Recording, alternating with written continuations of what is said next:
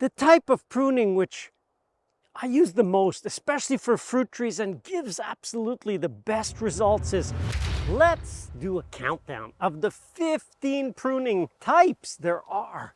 We'll start with the two most extreme examples of pruning. One of the most extreme techniques of pruning a tree is to cut it right down to the ground level or very close to ground level.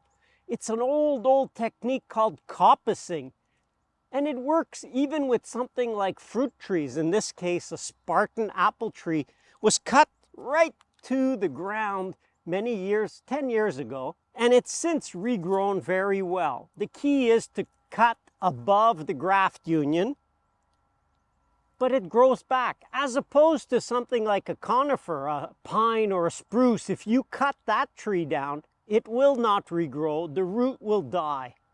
So conifers are not the same as deciduous, and I'm sure some of you would even give me an example of a deciduous tree which won't regrow. But nature is always full of examples to show that, you know what, there's always some exception to a rule in nature. The second extreme example is a radical pruning of the top and the roots. Let me give you a little story to explain that. The first time I saw this, I couldn't believe it. I went to the Montreal Botanical Gardens and I looked at their bonsai collection. And in that collection, there were trees that I knew they could reach 100 meters or over 100 feet or over 30 meters. And I thought, wait a minute, it says 120 years, and this tree was only 2 feet high or 60 centimeters. I thought, how is that possible? How can this tree have been alive for 120 years and still just be that high? That involved extreme pruning of both the top and the roots. And I just thought, man, trees are so malleable. They'll stay alive, even though we do some drastic things to it. So that's pretty extreme, to keep a tree that would normally be massively tall and to keep it more than 1/50th or less than 1/50th of its potential size. All other forms of pruning are much less extreme. Some can be quite drastic, like this technique called pollarding. A pollard is another old technique, was used for many reasons depending what you wanted out of your regrowth. The keys to proper pollarding was, one, to select the height at which you wanted to pollard.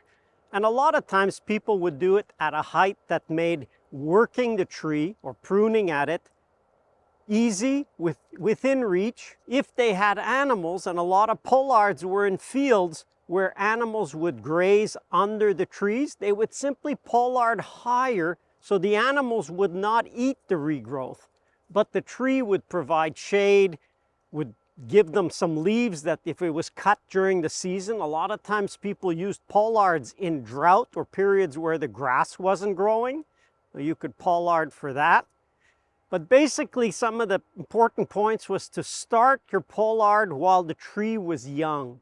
Why? Because then it forms a really good head or knob, whatever you want to call it, and that allowed the bark to properly heal around. And each year when you would have a new growth and you would prune it out, these cuts were quite small and would allow it to heal over. Normally the rule for pollarding is you want to cut it back every 1 to 3, 4, up to 7 years, depending what you wanted to do. Obviously at 7 years, you were making a pretty big cut, but it's still depending on the growth of the tree and the species. You basically want a tree that could be maintained at a height you determined for the goal you determined. Maybe you've been to Europe. There's a lot of pollards in France, Switzerland, and other countries in Europe where street trees are pollarded. And the reason is they just want the tree not to touch the buildings because streets are pretty narrow. So they could have a tree, provide shade in the summer, but be pollarded, be kept to a certain size. It involves more work, but you can have the tree and have the benefits of it while at the same time maintaining it at a certain size. So this is one I'm just playing with, experimenting with. It's a honey locust, but it works. It works for a lot of deciduous species, not coniferous species. Please don't take a large tree, an old tree, cut it and say, yeah, I'm pollarding it. No, that's not pollarding, that's butchery. Another somewhat extreme way of pruning is to cut almost all the branches off of a main branch to get new growth every year. This is used in the case for nurseries that are producing scions or material or new growth branches to be used for grafting. It's extreme, but it's very useful if you want a lot of propagation material. If you're enjoying this video and you want to find out the specifics for your tree or trees, check out my pruning course at permaculture.study and start today for free. Another type of pruning is where you will go through your tree and only remove dead branches, also called dead pruning. It's really kind of the first step of pruning, so it's a good practice. Removing the dead branches, and ideally you want to get them right to the trunk. You remove that whole dead branch completely. Another type of pruning is to remove structural branches. Branches that are really competing to be the trunk, to be the main trunk. I don't have a good example because I prune them out pretty religiously as soon as I see them. But one of the keys to structural integrity, to keep one single trunk, is to find those secondary shoots while the tree is young. If you waited 20 years, I'm sorry, but you've got a disaster waiting to happen. This is the one that I've seen the most happen, where people have left a branch that should not have been left, and eventually it cracks. When these crack, imagine this little branch, after 20 years, it's not so little anymore, and the break makes a huge gash in the trunk of the tree. I like to call these bum cracks. Anytime it's a acute V, not a U, but a V angle, it's not a victory. That V is basically a sure sign. Usually you'll see a line, that's why I call it a bum crack. You'll see a line right in the valley of that V. Get that secondary or smallest branch cut as soon as possible. They're the ones that will cost you and cause the most damage to your tree long term. So get them out while the tree and that branch is young. I like to say trees are really malleable. They're kind of like clay in a potter's hand. You're starting to see how, wow, you could really make the tree do many things. Yes. And the next type of pruning is really protection pruning. It's where perhaps you have a branch reaching over your house and that branch is kind of sketchy, or you have a branch that's rubbing at your window. Those branches are kind of obvious. Unless they're really solid, they should be removed. Look, any big branch removal, the best time is when the tree is completely dormant in the winter or before bud break in the spring. If it really has to be done, it has to be done whenever you can do it. There are better times for each type of pruning, but sometimes you just got to get it done. Maybe you want to prune to lift the crown of your tree. The crown is where you form the ball or the pyramid, depending on the tree's natural form.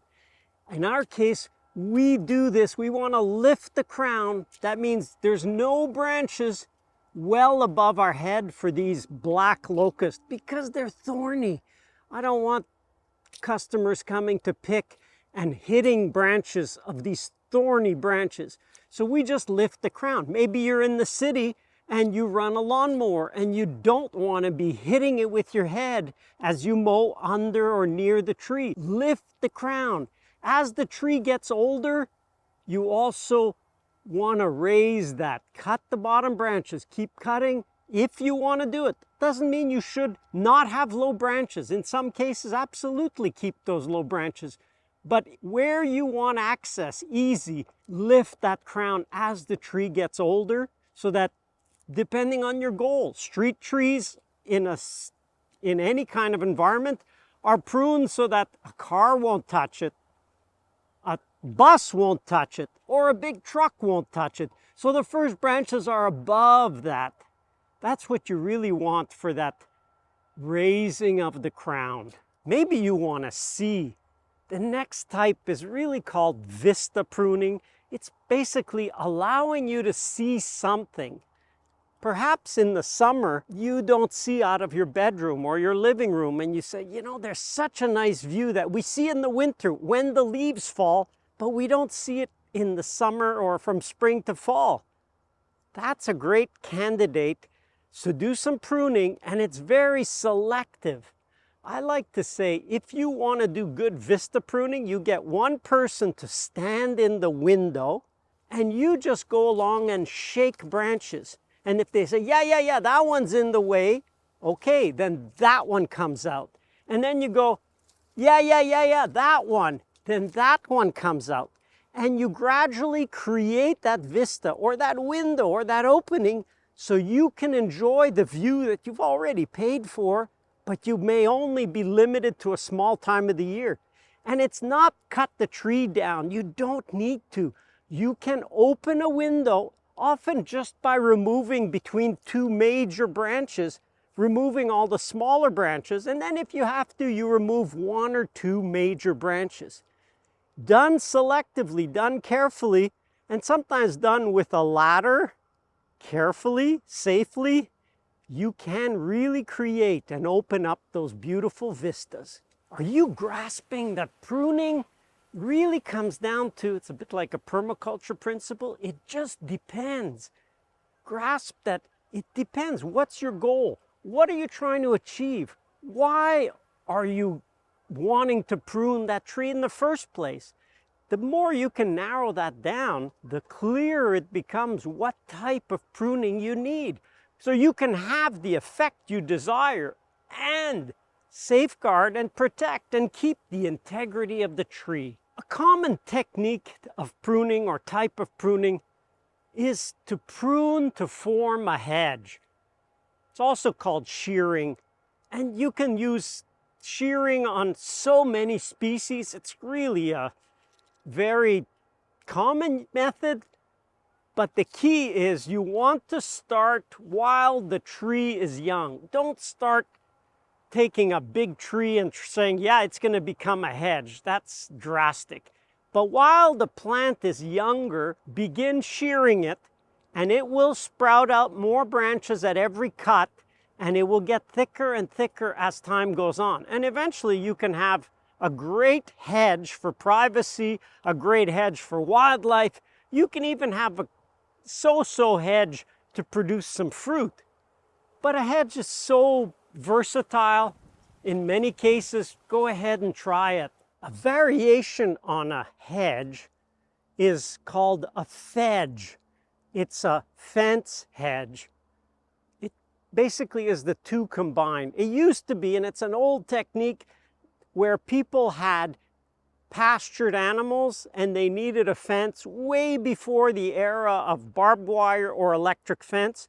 They used trees and some shrub species, but mostly tree species, that they would cut into, lay, and that's why they called it laying a hedge. So they would lay these branches down, weave them together, weave other pieces of wood together, and it would form an impenetrable barrier, even for sheep. Deer wouldn't go through it. It's a multi-purpose, a lot of work to do it well, but it exists, and in some parts of the world, especially in the UK, there are lots of great examples of fedges. Another type of pruning, it's also called tapping. may have heard of rubber tappers. In our climate, it's tapping for maple, walnut, this is a walnut, or birch. They will all bleed or produce sap when they are tapped. So it's been around for a long time. It involves making a small cut. You can cut in at the trunk. You want a large enough diameter of tree so that you're really not killing it, because you are extracting a portion of its energy that's going up to regrow the tree. And so you want to wait till the tree is sufficiently large to tap into it. But it's been used for a long time, and it'll give you some very sweet results. The next type of pruning is one of my favorites. It's really not pruning at all. Think, well, you're talking about pruning, and that is a type of pruning. It's to not prune it. This eastern white cedar has never been pruned. It's never been sheared. It's never been cut. It takes on a totally natural form. And I've experimented it with fruit trees, and it's really makes for a lot less work. Maybe you have a young tree that's ideally a seedling or a very small transplant, and you've never touched it. I would say don't prune it. If it was planted in the right place where it's not a danger to the house, you don't need to open up a vista, for whatever reason you don't need to touch it, then don't touch it.